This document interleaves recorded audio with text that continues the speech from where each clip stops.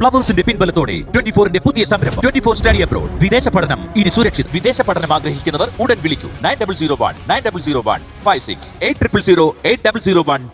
ഖദീജ എന്ന സിനിമയിലെ MS Baburaj sir ചെയ്ത് യൂസഫ് അലി കേച്ചേരിയുടെ നല്ലൊരു പാട്ടാണ് സുറുമ എഴുതിയ.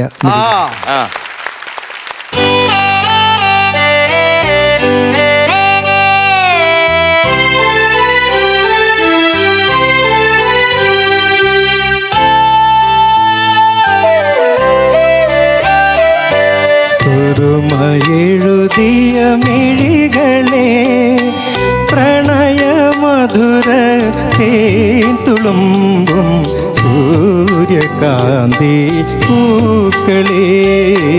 സുറുമ എഴുതിയ മിഴികളെ പ്രണയമധുര തുളുമ്പും സൂര്യകാന്തി പൂക്കളെ. സുറുമ എഴുതിയ മിഴികളെ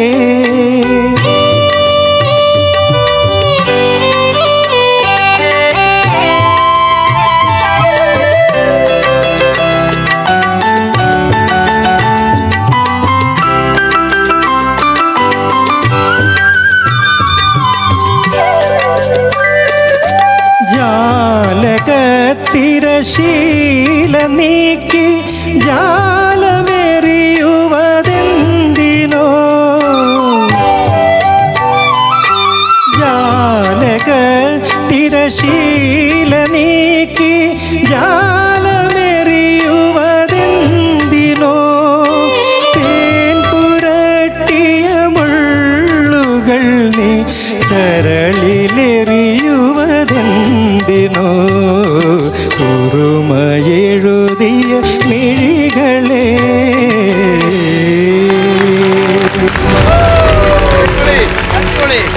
കേക്ക് ഭയങ്കര എളുപ്പമുള്ളതാന്ന് തോന്നുന്നു, പക്ഷേ പാടാൻ അത്ര എളുപ്പമുള്ള പാട്ടുകളൊന്നും അല്ലത്. പാട്ടുകൾ എല്ലാം നല്ലതാണ്, പക്ഷെ പഴയ പാട്ടിനൊരു പ്രത്യേക ഫീലാണ് അല്ലേ? അതെ അതെ. അല്ല സാറ് പുതിയ പാട്ടുകൾ പാടാൻ ഇഷ്ടമല്ലേ? അതാണോ? അങ്ങനെയല്ല, ഞാൻ 70കളിലും 80കളിലും പാട്ടുകൾ ഒരുപാട് കേൾക്കാറുണ്ട്. ചെറുപ്പത്തില് ജോലി കിട്ടിയതിന് ശേഷം കേൾവിച്ചാനം കംപ്ലീറ്റ് കുറഞ്ഞു എന്ന് പറയാം. പിന്നെ 2000-ൽ ഇവിടെ നിന്ന് കൊച്ചി വിട്ടിട്ട് മംഗലാപുരം പോയതിനു ശേഷം പിന്നെ കേൾവിച്ചാനം കംപ്ലീറ്റ് പോയി. അപ്പൊ പുതിയ പാട്ടുകൾ ഇഷ്ടമില്ലാത്തത് കൊണ്ടല്ല, പക്ഷെ കേൾക്കാനായിട്ടുള്ള ഒരു അവസരം എനിക്ക് കിട്ടാറില്ല. കാരണം അത്രയും ജോലിയിൽ ഒരുപാട് പിന്നെ മനസ്സിൽ തങ്ങി നിൽക്കുന്ന ആ കാലത്തെ ആ പാട്ടുകൾ ഇങ്ങനെ ആ പാട്ട് 2 പ്രാവശ്യം കേട്ടാൽ നമുക്ക് എഴുതിയെടുത്ത് പാടാൻ പറ്റും. കാരണം അത്രയും പ്രാവശ്യം കേട്ടിട്ടുണ്ട്. പ്രണയ ഗാനങ്ങളൊക്കെ തിരഞ്ഞെടുക്കാനായിട്ടുള്ള പ്രത്യേക കാര്യങ്ങൾ വല്ലതും ഉണ്ടോ? അങ്ങനെയൊന്നുമില്ല. എഴുതിയ മിഴികളെ എന്നൊക്കെ അത് ആ പാട്ടിന്റെ ആ കമ്പോസിങ്ങിനുള്ള എല്ലാം ആ ഒരു ഫീല് വരുന്ന പാട്ടാണ്. അതുകൊണ്ട് ചോദിച്ചാ പ്രസാദേട്ടൻ ഒരു വിഷമം അത് ബാബുരാജ് സാറിന്റെ. അടുത്തത് വയലാർ എഴുതി ദേവരാജൻ മാഷ് സംഗീതം ചെയ്ത യക്ഷിയിലെ ഒരു പാട്ട് സ്വർണ്ണച്ചാമരം.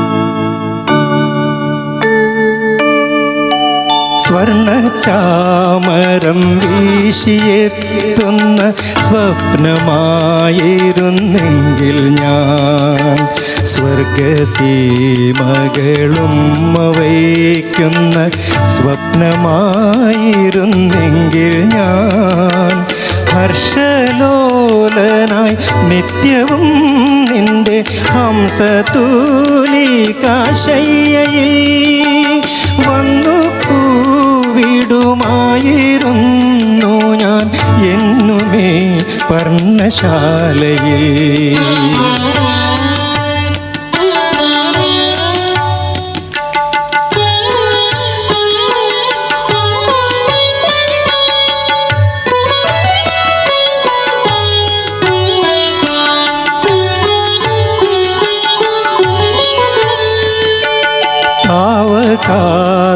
ആത്മാവിനുള്ളിലെ നിത്യദാഹമായിരുന്നെങ്കിൽ ഞാൻ മൂകമാം എൻ മനോരഥത്തിലെ മോഹമായിരുന്നെങ്കിൽ ഞാൻ നൃത്തലോല നിത്യവും നിന്റെ മുഗ്ധസങ്കൽപ്പമാകവേ വന്നു ചാർത്തിക്കുമായിരുന്നു ഞാൻ എന്നിലെ പ്രേമസൗരഭം.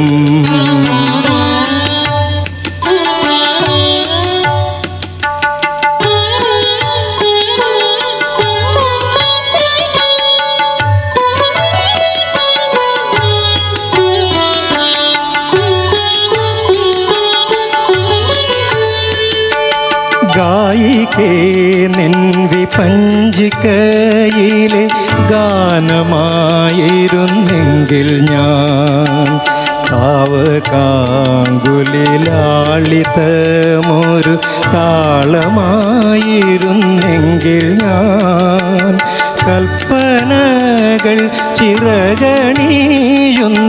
പുഷ്പമംഗല്യരാത്രിയിൽ വന്നു ചൂടിക്കുമായിരുന്നു ഞാൻ എന്നിലെ രാഗമാലിക.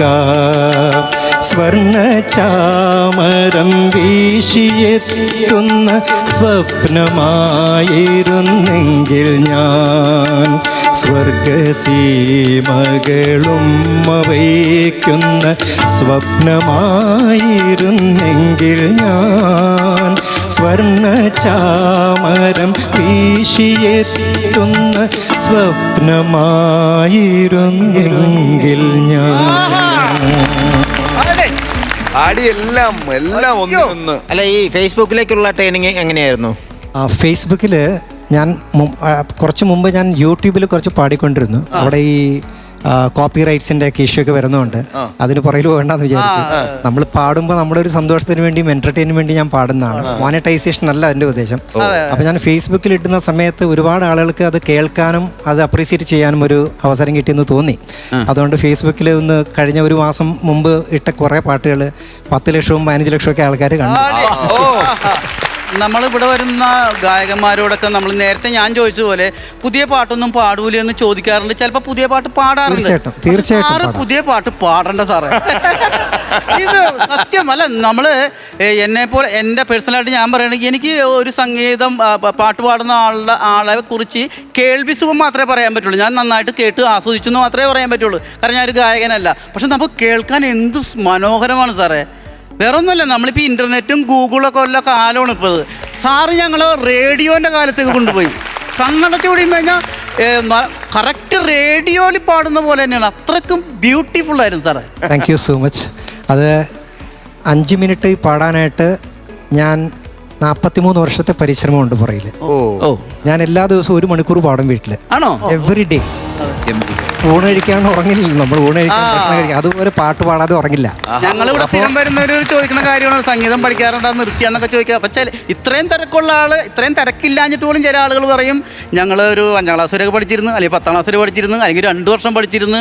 സാറ് ഇത്രയും തിരക്കിനിടയിലും 43 വർഷമായിട്ട്. അപ്പൊ വീട്ടിൽ വന്നാൽ ഡെയിലി പാട്ട് കേൾക്കാം. വീട്ടുകാരൊക്കെ ശരിക്കും വളരെ ഭാഗ്യവാന്മാരും ഭാഗ്യവതികളുമാണ്. എനിക്ക് തോന്നുന്നത് നമ്മൾ എന്ത് ഒരു ജോലി ചെയ്യുമ്പോഴും അതൊരു പാഷനായിട്ട് ചെയ്യുമ്പോൾ നമുക്കത് അനായാസമായിട്ട് ചെയ്യാനും അതുപോലെ ആസ്വദിക്കാനും നമുക്ക് പറ്റുമെന്ന് തോന്നുന്നു. പാട്ട് മാത്രമല്ല, ഏതും. അനിയത്തി ഉമാദേവി ഇവിടെ കൊച്ചിയിലുണ്ട്. അതുപോലെ ജ്യേഷ്ഠനും ഇവിടെ കൊച്ചിയിൽ സെറ്റിൽഡ് ആണ്, ബാലഗോപാൽ IOCയിൽ വർക്ക് ചെയ്യാണ്. അനിയത്തിയെ കല്യാണം കഴിച്ചു കൊടുത്തിരിക്കുന്ന IOBയിൽ വർക്ക് ചെയ്യുന്ന സോമകുമാർ കമ്മത്താണ്. അദ്ദേഹം ഇപ്പോൾ റിട്ടയർ ആയി. അപ്പോൾ അവരുടെ ഫാമിലിക്ക് ഇവിടെ തന്നെ ഉണ്ട്. പെട്രോളിയം ശരിക്കും എവിടെയാണ് ശരിക്കും സ്ഥലം എവിടെയാണ്? സ്ഥലം ഫോർട്ട് കൊച്ചി ചെറുളായിയാണ്. അടിപൊളി, നമുക്ക് അഭിമാനിക്കാട്ടാ. എന്തായാലും ഒരുപാട് സന്തോഷമായി കേട്ടോ ഞങ്ങൾക്ക് എല്ലാവർക്കും പ്രേക്ഷകർക്കും. ഫ്ലവേഴ്സ് ഒരുക്കുന്ന കാഴ്ച വസന്തം യൂട്യൂബിൽ പ്രേക്ഷകർക്ക് ലൈവായി കാണാം. ഫ്ലവേഴ്സ് കോമഡിയിൽ ജോയിൻ ചെയ്യൂ, ആസ്വദിക്കൂ.